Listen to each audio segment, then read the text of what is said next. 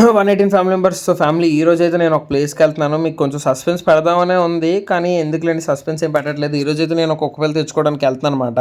నేను ఒక్కడనే వెళ్ళట్లేదు, నాతో పాటు మా బావ ఉన్నాడు కదా, నా తోక, ఆడిని తీసుకొని వెళ్తున్నాను. సో ఇప్పుడు నేను బస్ స్టాప్కి వెళ్ళిపోతాను, డైరెక్ట్ బస్ ఎక్కేస్తానంటే ఆడేమో వద్దురా ఇక్కడికి రా, ఇద్దరం కలిసి బయలుదేరిపోదాం అని అన్నాడు.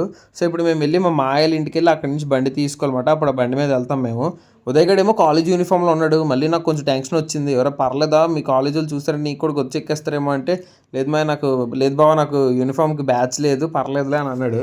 అయితే పర్లేదురా అనేసి మేము ఇంకా అక్కడి నుంచి స్టార్ట్ అయిపోయాము.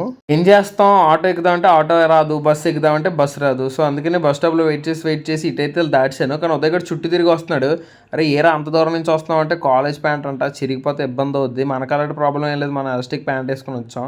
ఇంకా అక్కడి నుంచి అలాగ ఆటో ఎక్కేసి ఇంకా మనం అయితే ఎన్ఈడి దాకా వచ్చాము. ఎన్ఈడి దగ్గర మనోడు ఆటో తోలుతాను అంటున్నాడు. మిగతాది నెక్స్ట్ షాట్లో చూడండి, కుక్కని తెచ్చుతాం నెక్స్ట్